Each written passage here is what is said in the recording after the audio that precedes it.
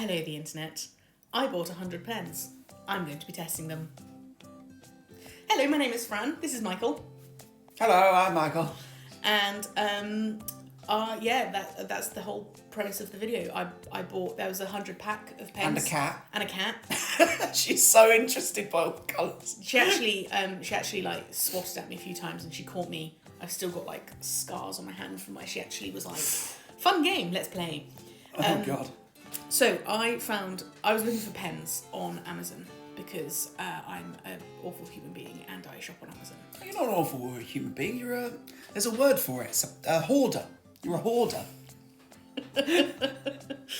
Anyway, I was didn't expect to be called out like that.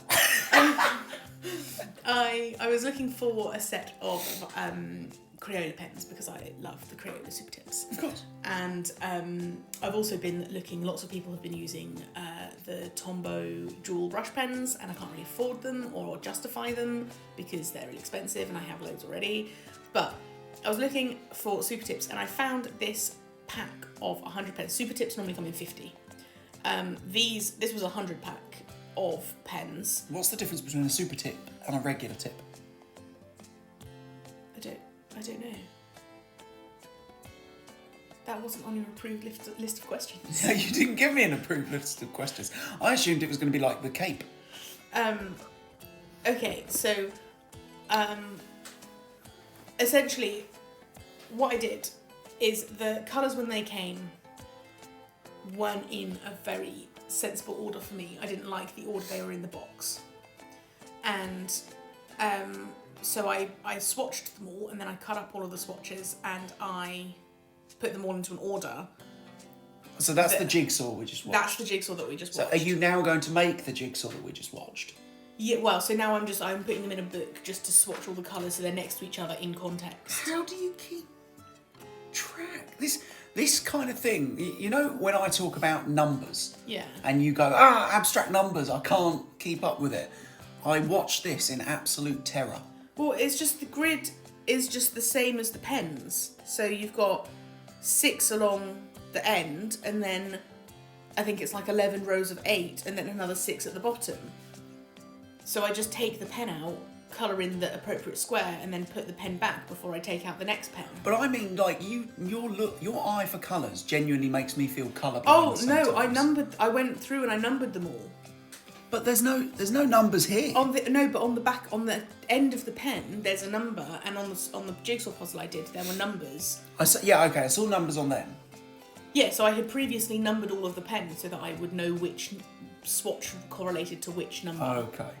And then I put them all in order. But I wanted to compare them because so the box of 100 was about £17, and like a box of 50 Crayola Super Tips, I think is like £12 or £13. So I was like, they're not that much more expensive, and there's 100 colours. And when you look at the pen lids, a lot of them are very, very similar. And I was like, maybe they're just like duplicates or whatever. They're actually not. Every single colour is a unique colour. Some of them are not very unique. If you look at the pinks up at the top, they are different.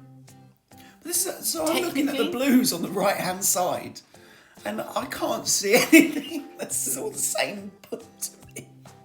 No, they are different. Some of them are like, some of them are slightly more saturated, or some of them are slightly more on purple, or some of them are slightly more on green. This is where I realised that I'd miscalculated my grid, and so I had to make a little tip-in bit of paper so that I wouldn't run out of space. Oh, okay. Which was just me being over enthusiastic. But I did figure that there wouldn't have been a way to make all of the squares if I hadn't have done this in the end. So I forgive myself because it's more aesthetically pleasing. So compared to Super Tips, they're probably fine. Like they do the exact same thing. They do. You see how they get like the sort of like scratchy looks to them. Okay. I found it difficult to get anything that wasn't that.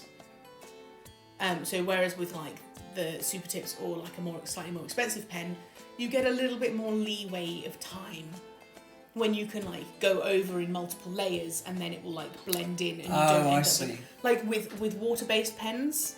So with alcohol markers, it's different. You get more time still. With water-based pens, that time is generally quite limited, so you have to work quickly anyway. But with these pens, it was particularly short. However,